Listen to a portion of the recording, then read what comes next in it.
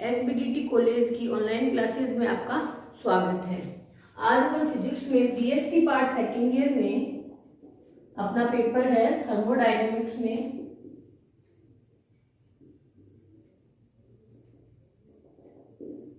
Topic रहेगा अपना Maxwell वेग वितरण नियम का व्यंजक। मैक्सवेल वेग वितरण नियम का व्यंजक।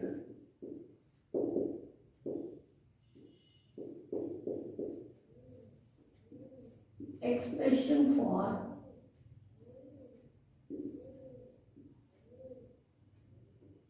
Maxwell distribution of velocities.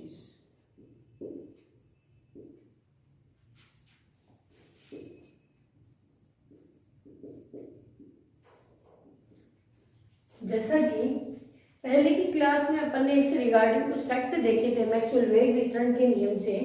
अपन ने देखा कि किसी भी पात्र में अपन ने गैस ली है तो गैस के अणुओं की चाल क्या है, 0 से लेकर अनंत तक कुछ भी हो सकती है।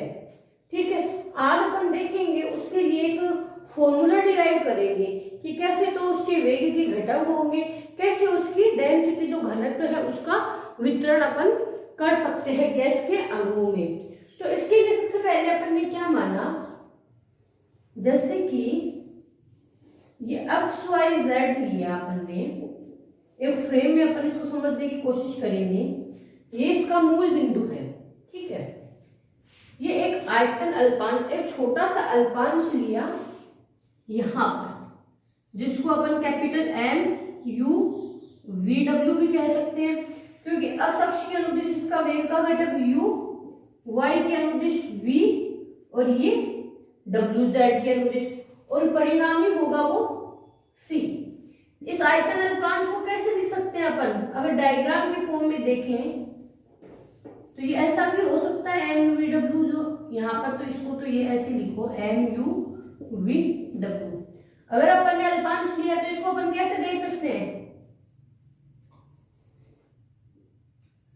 ये Z axis O X Y, वही इसके अनुदिश तो वेग वही रहेगा u, y के अनुदिश v, z के अनुदिश w।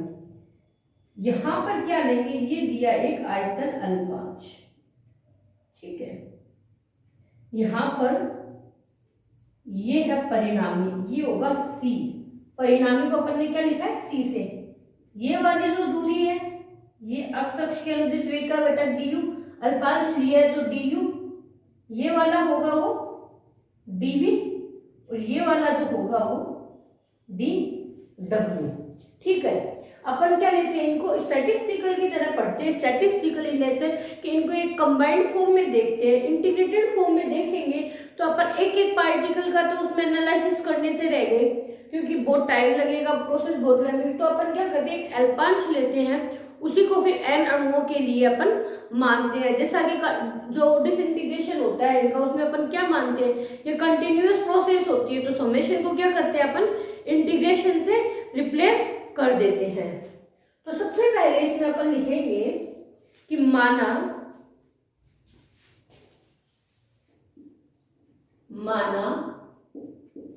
एकांक आयतन के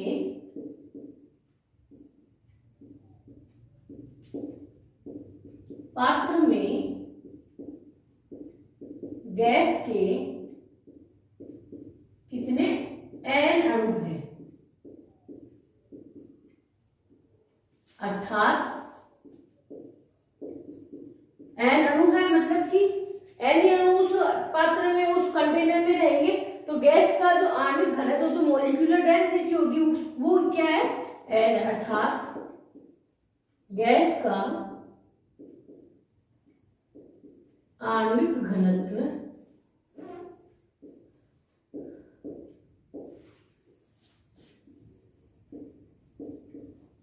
n है। स्टैटिस्टिकल इन नेचर है तो गैस जिसके अणु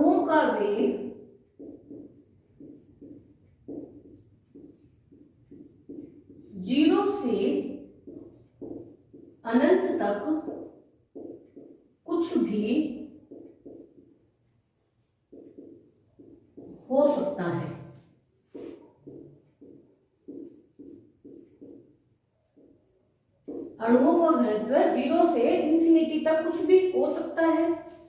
थर्ड फैक्ट देखें तो अक्ष y व z अक्ष के अनुदिश जो वेग के घटक होंगे वो क्या है, u, v व w। गैस के अणुओं के वेग के घटक अक्ष y व z अक्ष के अनुदिश क्रमशः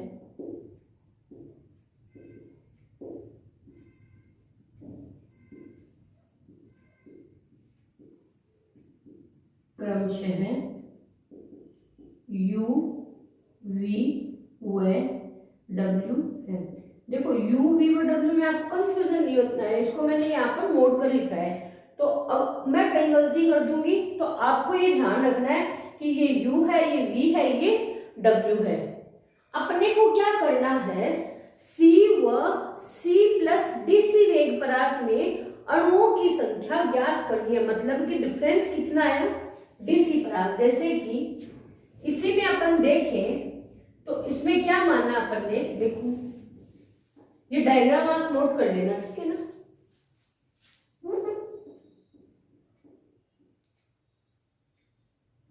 C व C प्लस DC, इसको तो यहां पर ले ले दोस्तों, ऊपर बना देते हैं। ये क्या है, कंटेनर वही लिया है, ठीक है। ठीक है, ये यहां तक की त्रिज्या इसकी क्या है, C है। ये क्या है, C प्लस DC है, ठीक है। ये Z एक्सिस, ये x एक्सिस, ये y एक्सिस, ये मूल बिंदु, ये वेग का घटक u है, ये वाला v है, ये वाला w है। ये क्या बचा अब, DC पर वेग परास ये वाली, क्योंकि यहां तक की त्रिज्या तो क्या है अपनी c है, ये यहां तक की क्या है c प्लस DC, मतलब बढ़ी हुई कितनी है DC है। तो हमें क्या करना है, इसमें DC वेग परास में अणुओं की संख्या ज्ञात करनी है। तो ये डायग्राम आप बनाओगे तो इसमें लिखोगे हमें C व C प्लस DC वेग परास में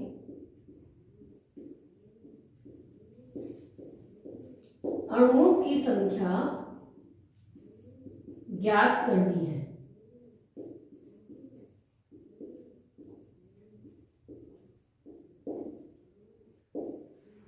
पहले तो अपन लेंगे परिणामी वेग नियतांक, तो चित्र से अकॉर्डिंग टू डायग्राम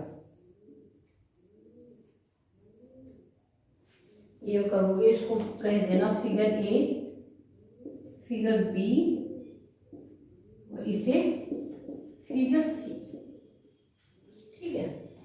तो ये कौन से में, अकॉर्डिंग टू डायग्राम मतलब फिगर बी में अणुओं के वेग का परिणामी घटक c स्क्वायर है, तो c square equal to u square plus v square plus w square. इसे अपन लिखेंगे इक्वेशन फर्स्ट।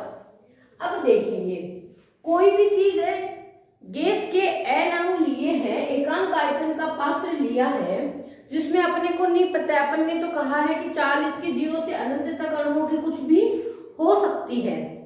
तो अपन क्या देखेंगे कि इनके अणुओं के पाए जाने के अक्ष के अनुदिश, y अक्ष के अनुदिश, z अक्ष के अनुदिश क्या होगी, कुछ प्रोबेबिलिटी होंगी। तो प्रोबेबिलिटी को अपन लिखेंगे FU DU से। तो अपन देखते हैं, आप इसको नोट कीजिए।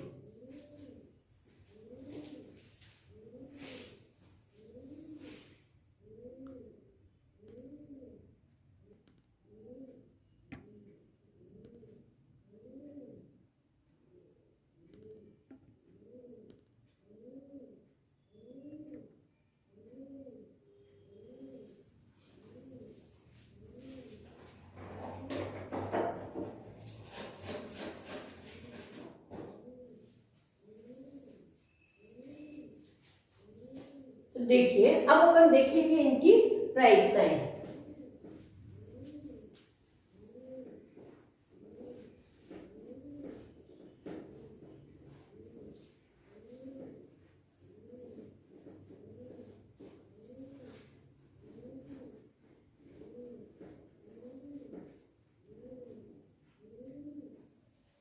तो देखो यहां पर अपन क्या देखते हैं, माना ये इक्वेशन ध्यान में रखनी है आपको, u square plus v square plus w square, इसको लिख देना इक्वेशन फर्स्ट। माना F U D U F V D we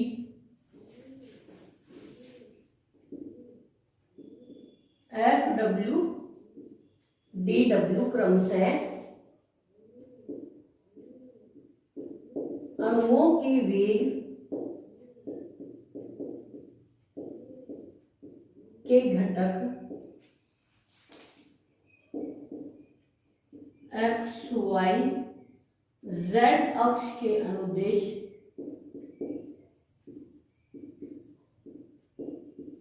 किस किस के बीच की प्रायिकताएं होंगी, क्रमशः है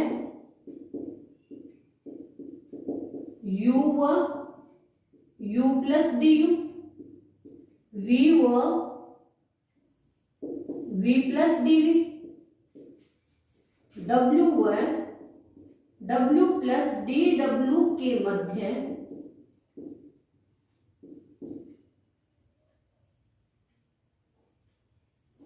अणुओं के पाए जाने की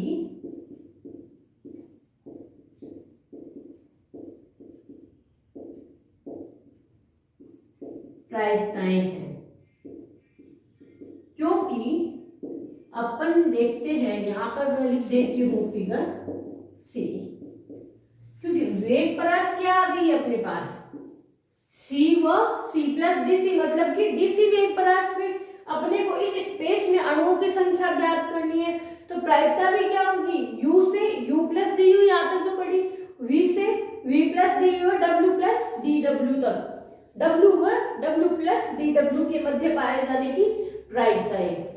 यहाँ पर क्या है, एफ यू एफ वी व एफ डब्ल्यू क्या है, कोई फलन है।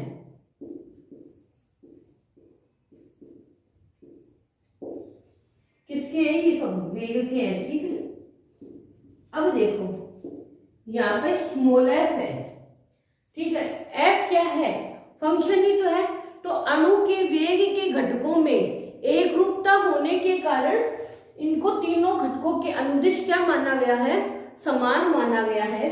तो आप लिखोगे यहां पर एफ, यहां पर फलन एफ अणु के वेग के घटकों में एक रूपता या यूनिफॉर्मिटी होने के कारण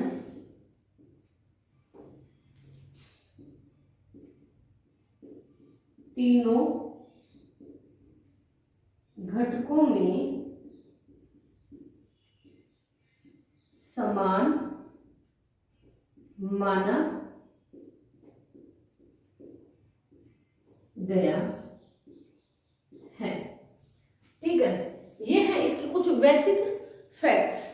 अब अपन देखते हैं प्रायिकता के सिद्धांत के अनुसार।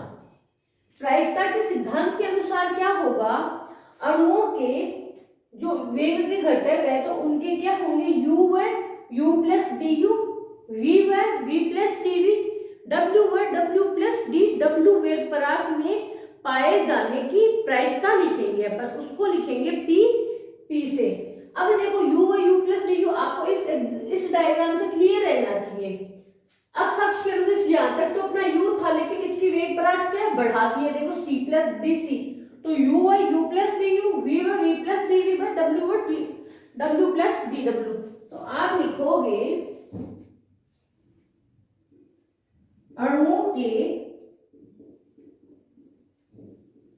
C व C प्लस DC वेग परास में C व C प्लस DC वेग परास में क्रमशः वेग के घटक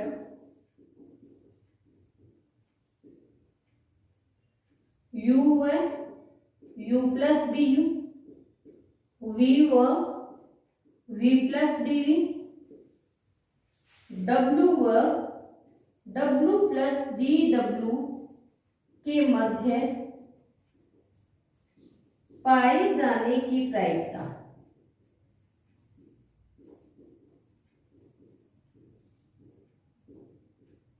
क्या होगी, इसको लिखेंगे अपन P से U V W F U DU F V DV F W DW। ठीक है, इसे लिखेंगे इक्वेशन सेकेंड। इसको और कैसे लिख सकते हैं, मैं यहां इसको लिख रही हूं, समीकरण 2 को मॉडिफाई करके P U V W बराबर F U DU F V DV व सॉरी ये तो अपन ने पहले लिखा है, तो इसको ऐसे लिखना F V F W DU DV DW, इसको लिखना समीकरण 3। ये इसको इक्वेशन तो यही है, लेकिन इसी को मॉडिफाई करके लिखा है, आगे अपने इजी रहेगा, वरना बीच में कैंसिल आउट करेंगे तो अपने कंफ्यूज हो जाएंगे। इसलिए तो देखो, सबसे पहले मैक्सवेल वेग वितरण का नियम का जो व्यंजक पढ़ते हैं, इससे पहले की क्लास में आपको जो फैक्ट्स बताए गए थे इसके, वो आपको पता होने चाहिए। उसके बाद देखो अपन ने क्या कहा, एक्स वाई जेड के अनुदिश ये कार्टेशियन कोऑर्डिनेट में आपको सीधा सा समझ में आता है, लेकिन अपन ने क्या कहा, अपने को बेसिकली ज्ञात क्या करना है कि अणुओं के वेग के वितरण नियम का व्यंजक, जिसमें सबसे पहले अपन क्या कर रहे हैं, अपने एक वेग परास ली है जिसमें अणुओं की संख्या ज्ञात करनी है। तो अब देखो जो भी डिस्ट्रीब्यूशन है, क्योंकि कभी भी डिसइंटीग्रेशन क्या होता है, कंटिन्यूअस फॉर्म में होता है, तो अपन नहीं कह सकते कि कौन सा वेग पहले कितने वेग से किस दिशा में जाएगा, अपने को कुछ भी पता नहीं है। इसीलिए अपन क्या करते हैं, अपन इनकी कुछ प्रोबेबिलिटी मानते हैं कि जैसे ही u व u प्लस du है, इसमें क्या होगी, वेगों की संख्या अपन ने dn मान ले, तो अणुओं की संख्या अपन किससे लिखेंगे, dn से लिखेंगे। ये लिखेंगे अपन dn से अणुओं की संख्या। अब देखो अपने को पता है कि जब अपने प्रायिकता आ रही, प्रोबेबिलिटी है अणुओं के पाए जाने की, मतलब कि कोई ना कोई एक प्रोबेबिलिटी फंक्शन अपने पास होना चाहिए। तो अपन ने क्या माने, एफ यू एफ वी व एफ डब्ल्यू, ये तो क्या है, कोई फलन है किसके, वेग के। लेकिन जब D U F V D V व एफ डब्ल्यू डी डब्ल्यू क्या हो गए, क्योंकि आपने जो एक्स्ट्रा आया था डीसी वेग परास डीसी, तो डीसी मतलब क्या है, डी यू डी वी व डी डब्ल्यू है। तो पाए जाने की प्रायिकता क्या होगी, u के साथ साथ ये u प्लस डी यू होता जाएगा, v plus D W D V और w प्लस डी डब्ल्यू होता जाएगा। तो इस तरीके से अपन ने एक प्रोबेबिलिटी फंक्शन को डिफाइन किया। ठीक है, ये सब अपन ने खुद ने डिफाइन किया, क्योंकि अपने को पता है कि यहाँ पर कुछ संभावनाएं बन सकती हैं। ठीक है, फिर अपन ने देखा कि वेग के घटक जो लिए हैं कंपोनेंट्स, उनमें क्या है, यूनिफॉर्मिटी है। अपने को पता है यहाँ से भी अपन ने वही किया, आयतन अल्पांश लिया है, वहां पर भी अपन ने वही लिया है। तो अपने को जब ये कहा गया कि dn क्या है, पहले तो वेग, फिर अणुओं की संख्या, अब अणुओं का घनत्व है कि वे किस तरीके से उसमें डिस्ट्रीब्यूट हो रहे हैं, उनका आयतन वितरण कैसा है। तब अपन लेते हैं du dv व dw वेग परास में अणुओं की संख्या बट्टा उसके भाग में क्या लिखेंगे, वेग के आरेख में अल्प वेग का आयतन। तो यहां तक आप प्रोबेबिलिटी फंक्शन को डिफाइन करना, इनकी जो वेग के घटक है वो लेना, और ये जो डायग्राम है इनको देखेंगे। इसके नेक्स्ट जो लेक्चर होगा उसमें अपन डिफाइन करेंगे कि अणुओं की संख्या व घनत्व को कैसे इसमें डिस्ट्रीब्यूट किया है मैक्सवेल ने। तो इसको आप ध्यान से देखिएगा। इससे पहले जो आपको बेसिक फैक्ट्स बताए थे regarding to Maxwell distribution function, उनको आप ढंग से देखेंगे, जिससे आपके आगे का जो टॉपिक है वो क्लियर रहेगा। Thank you.